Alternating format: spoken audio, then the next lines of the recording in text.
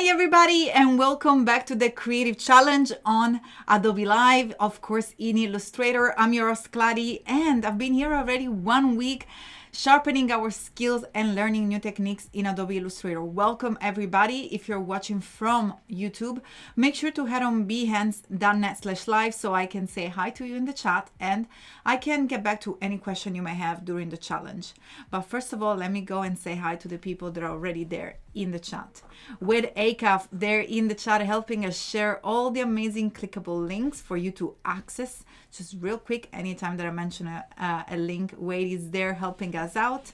Also, I can see Susan, Aaron, Mote, Frank Baum, nice to see you, Carol Pearl, Katharina, so many lovely familiar family. This is the Adobe Live fam, absolutely love it.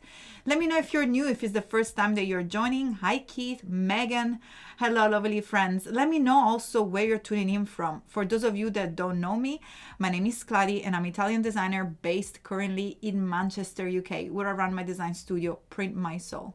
But it's time to dive into the challenge and learn more about these creative challenges in Illustrator. So let me jump real quick into the landing page.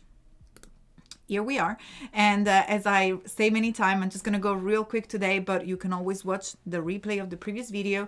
This is the starting point of our challenges. Landing page, all you have to do here is to click the blue button. Of course, the link is behance.net/challenge/illustrator. By clicking on the blue button, you're going to be able to have a reminder in your email saying, hey, it's time for sharpening your skills in Illustrator. And of course, if you scroll down, you can see that every single day we have a new challenge. And today we have challenge number 6, digital invitation. So we have only 3 to go. Can you believe we've been working so hard? So those are all the challenges that we've done so far. If today is the first time that you're joining, not a problem. Each single challenge is standalone, so you can go back, watch them, and redo them in your own time. You can do them during the weekend. So it's a good practice to follow along, but this is the first time. You can literally join and jump in at any time with your challenges. Fantastic. The second part of the challenge is, of course, our community chat. You can access the link here, community chat, or use the Discord link, which is bit.ly/AI Discord. This is going to take you in our wonderful world of Discord, which is our chat server. Let me just jump on the screen so you can see it real quick. This is the place where we share the work, get feedback, get tips from the amazing Adobe team, and of course the wonderful mentor we have here, Jack Watson, Randall, Rocky, Ryan, Sean, and of course all of you, the wonderful international community. Hi Emma, nice to see you. Salute Christelle, Ted, thank you so much for joining us. Steve, ciao, I haven't seen you yesterday. Were you busy? Nina, fantastic. Let's see if there is any question.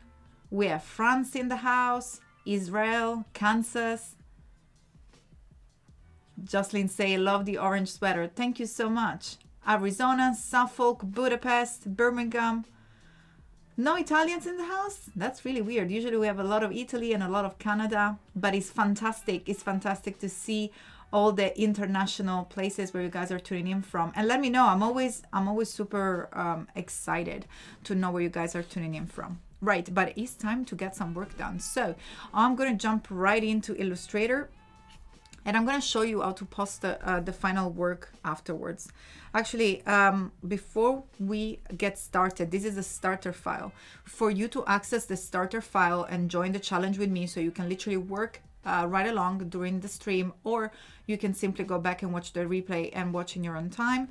But the important thing is that from the landing page, just under the card of each challenge, you have access to the get started file. So if you click on get started, you're going to be taken to a folder which has the starter file that you can download to follow along and create your own version of the digital invitation.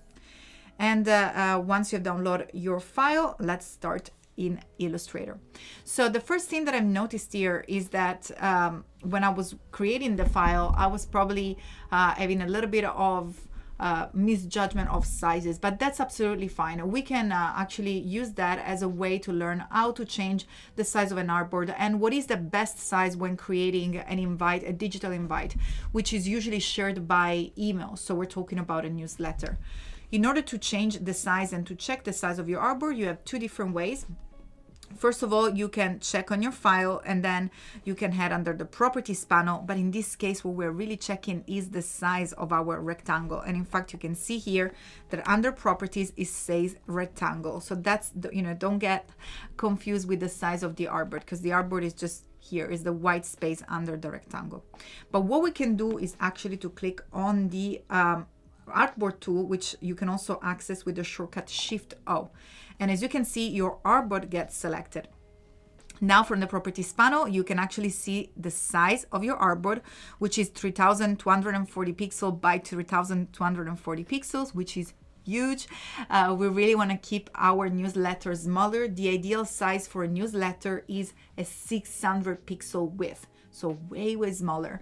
And as soon as this detail jumped to my eyes, I was like, well, that's perfect, because we can actually see how to change that. So one way to do that is to use the properties. So under Artboard, you can click here and change the properties. So we can do simply input here 600, and maybe in terms of length, we can even use something a little bit longer, like 700 if we need to. And look at the difference in size. So that was a really huge file. So I really want to make sure that I got that out of the way right away. So look at that. We changed our artboard size in 600 by 700 pixels. And then simply press the letter V in order to exit the artboard. Although another way to change the size of the artboard is, again, let's head back to the Artboard tool and then click on the return key if you're on a Mac, or enter if you're on a Windows, and here you will have the artboard option. So in this case, you can also change your orientation. You can name your artboard if you wish. You can call it newsletter. And then click, and you can also access presets here. So those are the different ways in which you can edit your artboard, and that was the very first thing that we needed to do. Now we can press the letter V or click on the black arrow in order to select our rectangle, and then we can shrink it and make it smaller, because we do not need to have a background that is that huge. And we can do the same with all the other artworks. So simply click and drag on the illustration and drag on one of the corner of the bounding box to resize them. Now look what happened. If I just resize them, I will distort them. In order to resize any element, keeping the same proportion of their shapes, all you have to do is to hold the Shift key while you transform them, and as you can see now, we can enlarge them and shrink them, and they will be just in the perfect proportion. So here it is. We have changed our the size of our images, and also I'm gonna bring the text down as well. Fantastic. Now a good way to see the real size of a file is to use the shortcut Control 1 if you're on a Windows. That's Command 1 if you're on a Mac, and this is the real size, so it's not small at all. Let's see if there is any question in the chat. Everyone says hello, good evening. Yes, good evening. If you are in this side of the world, where I mean is 7:40 p.m. Well, I guess is around midday, 11:30 or 11:40 actually, if you are on the eastern side of the world. Dominique, creating new logos. Fantastic. Everyone says hello. Beautiful. We have Bangladesh and Trisha, first time joining. Fantastic. Hope you enjoyed the challenges. Hi, Michelle. Nice to see you. Hi, Marco. Beautiful.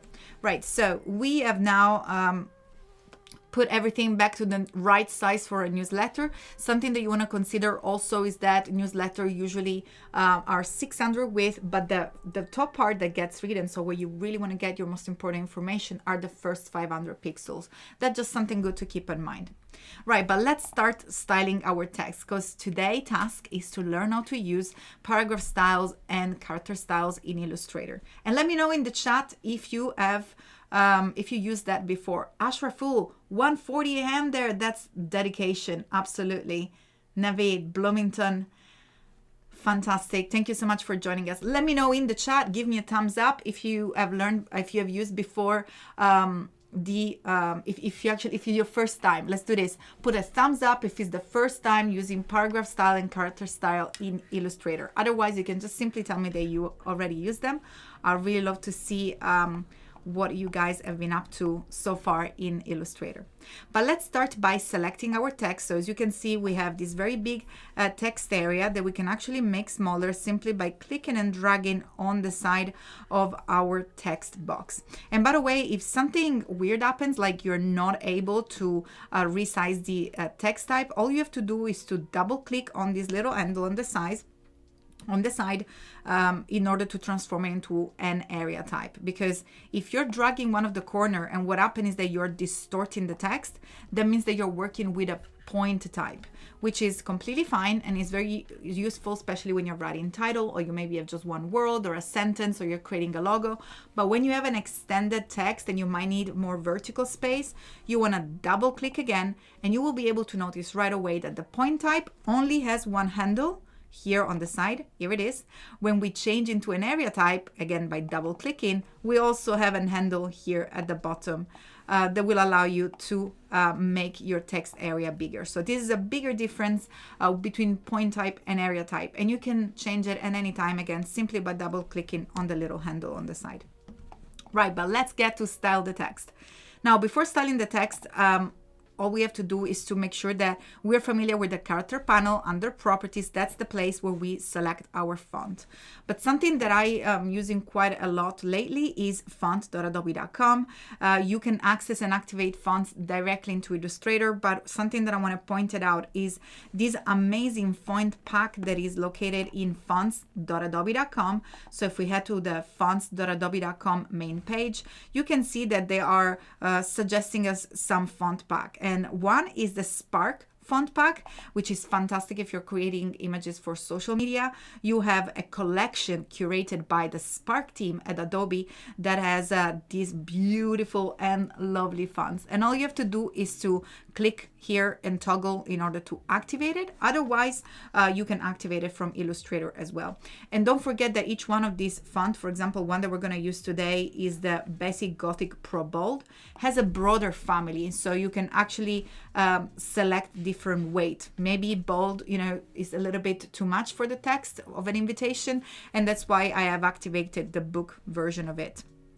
Or you can perhaps activate the regular as well. And the activation is successful. That means that whenever we head back into Illustrator, we're going to be able to access the font from our character panels.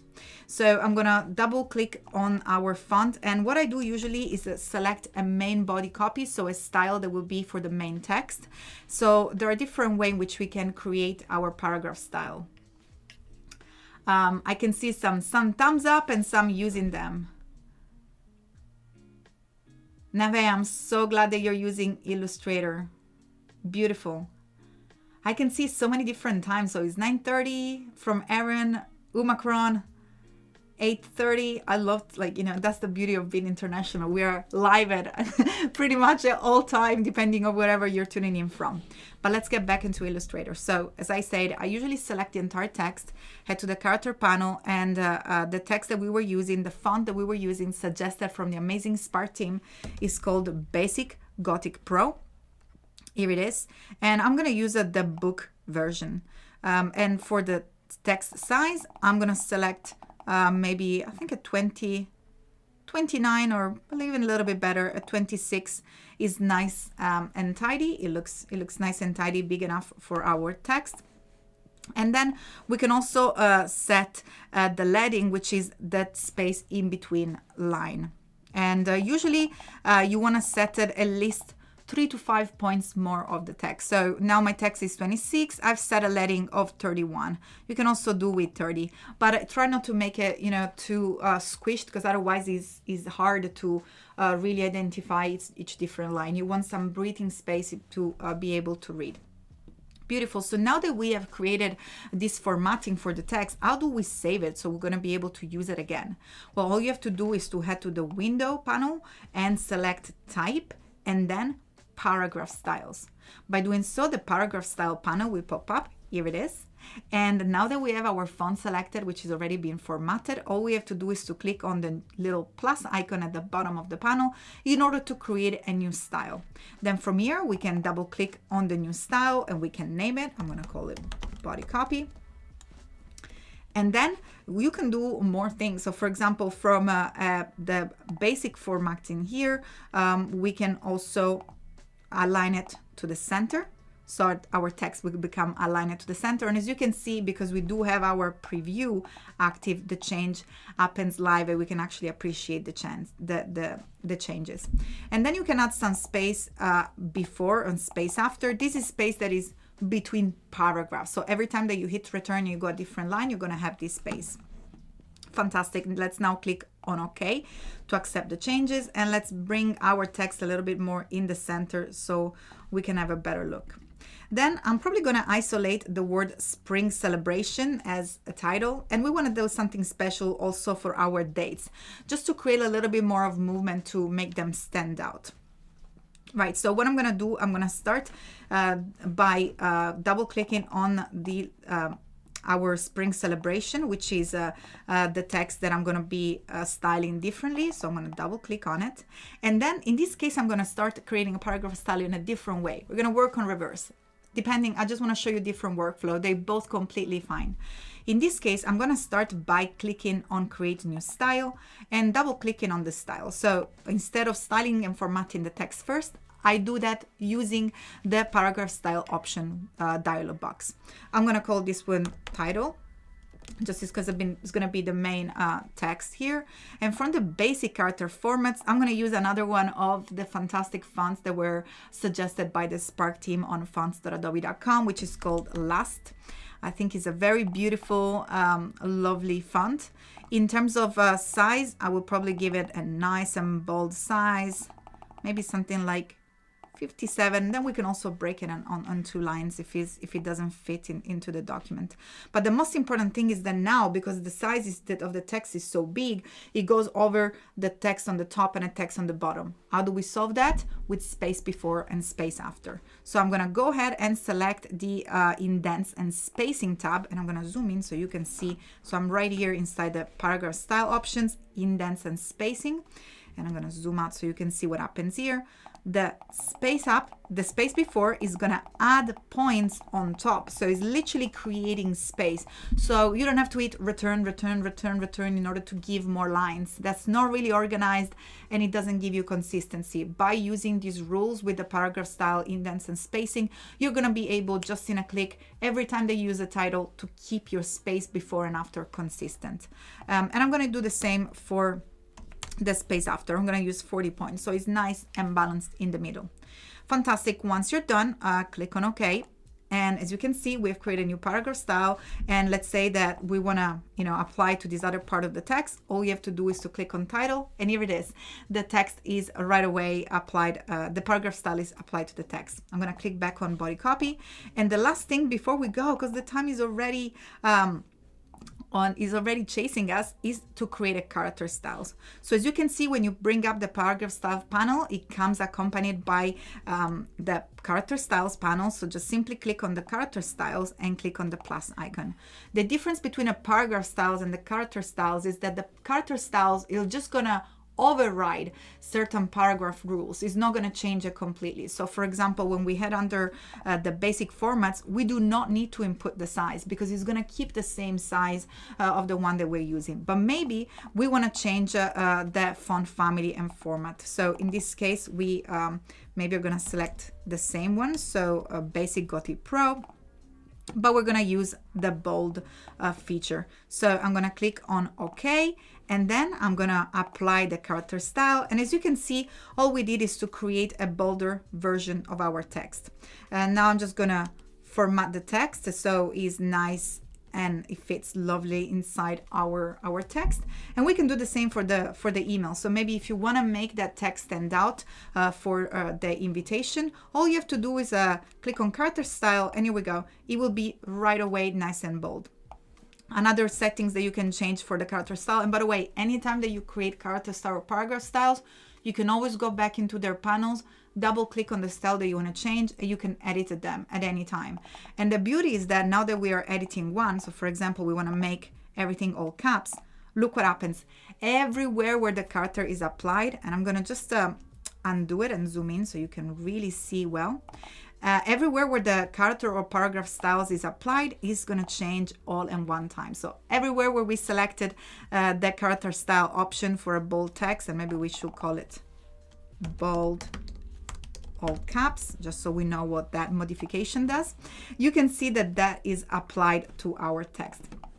Fantastic. And we're pretty much ready to go. I will probably bring our spring celebration to the other line, and look what happened. If you let me know in the chat what you think that the problem is here. I'm just gonna go ahead into the paragraph style and double click on title, and let's see if you guess it.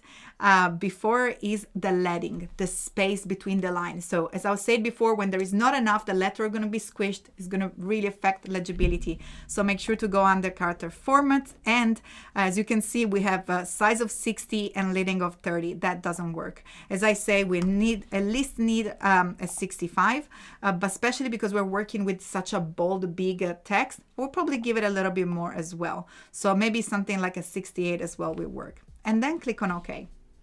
Now we got just literally a few minutes to go. We have created our text. Again, maybe it looks like the text is a little bit big, it's taking too much space. We want to create more contrast, not a problem. You don't even need to select the text. All you have to do is to head to the paragraph style, head on body copy, head to basic character formats, and we can make it even a little bit smaller, maybe 22. And as you can see, just simply by changing the paragraph style, we're changing the entire text. That's a real time saver when working with your designs. Fantastic. Let's click on OK. And now all you have to do is to, what I usually do is to create an outline copy that works very well if you're sending your file around. So you just want to make sure that it becomes just a nice and tidy outline, so a shape. Before doing that, I usually create a copy simply by selecting the text, holding the Option key, and I'm just going to move it on the side. And now with the text selected, use the Shift Command O, that's Shift Control O if you're on a Windows. And here we go. We have transformed our text into our shape. Head to the Properties menu, and then from the Align menu here on the top is just right above my head. Click on Align to Artboard, and then we're going to align it horizontally and vertically, so it's nice and centered inside our artboard here. All you're left to do now is to use some of these lovely illustrations that I provided you with in order to decorate your invitation, just like so. Oops. Let's make sure that you group it by pressing Command G so you don't lose any bits around, just like so. And then if you want to create a copy on the other side, right click on your image, click on Transform, Reflect, and make sure that you click on vertical to reflect it on the vertical axis. And in this case, we're going to click on Copy. So we're not just changing the size of the previous one, but we are creating a copy. If you want to center them, hold Shift to select them both, press Command G to group them, and again, let's center them horizontally. Beautiful, and now it's time to export. To export a file for web, simply use the shortcut Option Command E to open the Export for Screen. Select your destination folder. I'm going to use my desktop and click on Choose. I'm going to call this one Invitation, and then click on Export Artboard. I probably have 1 minute to show you how to share it on Discord. Let's head back on our Discord server for you to have feedback. All you have to do is to click on the little plus icon at the bottom of the feedback challenge channel. That's where you have to share your work. Click on the plus icon, head to your destination folder. Let's see if we can find our file.